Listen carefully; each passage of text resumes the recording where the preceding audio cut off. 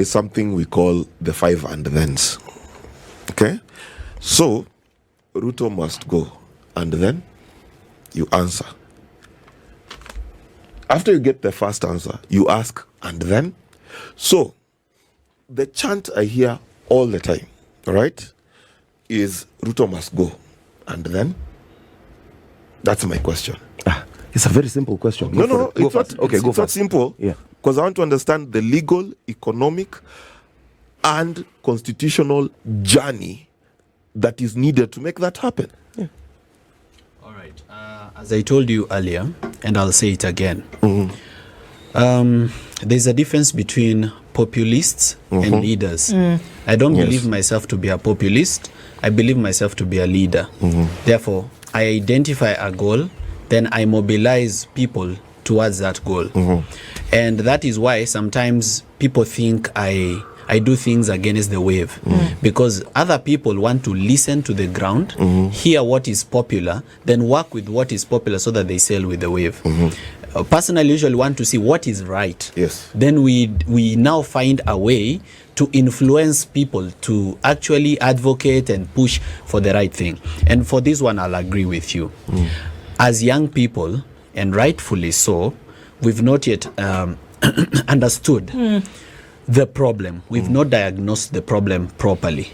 And you know, a problem that has been defined properly is half solved. You half solve a problem by defining it properly. We have defined the problem as William Ruto. We have identified the pain, but we are not identifying the source of the pain. So until we identify the source of the pain, this pain is not going away. Because then we would remove President William Ruto and replace him with someone else in the same system. Yes. So that person will be Ruto Pro Max. There will be absolutely no difference. He'll be coming in to do things the same way. So we should fix the system. And this is something I have been trying to educate young people. That's why sometimes I'm called the civic educator, to try and bring people to the light to see that apart from the pain we are feeling, you know, it's normal as human beings to always focus on the pain.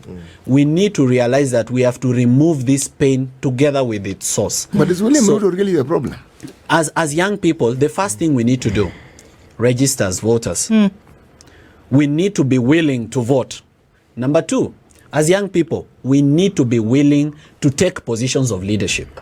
Otherwise, we become complainers, but we do not become problem solvers. How would you because say? Because you see the problem with this leader, but how willing are you to step in and vote this leader out or be voted in to replace this leader? So we have 8 million people that did not vote. 22 million voters, 14 million people voted, 8 million people did not vote, and 70% of them were young people. We have about, by 2027, we'll have about 7 million more young people that were eligible to vote and never registered to vote, and that will be eligible to vote. So these people need to get on board and become voters and decision makers and be willing to exercise that decision for it to change their lives at the ballot. Very quickly with you, Casmel, because our time is up. All right. I think when I said this is a very simple question, it indeed is a simple question that we want to pose it as a fake deep question. Let Kenyans start voting for policies and not personalities. We've seen this time without number, where the Kenyan has consistently gone to the ballot box and voted 6Ps. They voted against an individual.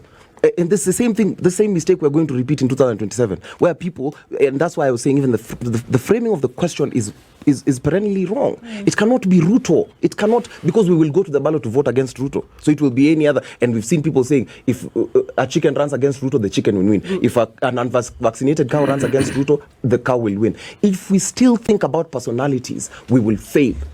But if we think about policies, that's one. But 2, let us also stop weaponizing churches. For far too long, the NCIC has been silent on certain issues, and now the pulpit has become nothing but desecrated. But 3, we also cannot have this legislative capture that we usually see. Parliament cannot just be serving at the behest of the executive. We also have to have judicial reforms. These are things which do not even need us to give much of a shock. We just need to follow the constitution, which I have consistently been saying that my party fought for. If we focus on constitutionalism, the party that is ODM, if you focus on constitutionalism, we will solve all You these are problems. simping. And Mzee, by the way, is going to become the AUC chair. You are simping. We shall go to Addis Ababa. Let's do close the show. I wish we had more time, but it's good to have both of Kasmuel is you here in the simping. studio this morning. Morara, Kabaso, I am honoring my Caswell party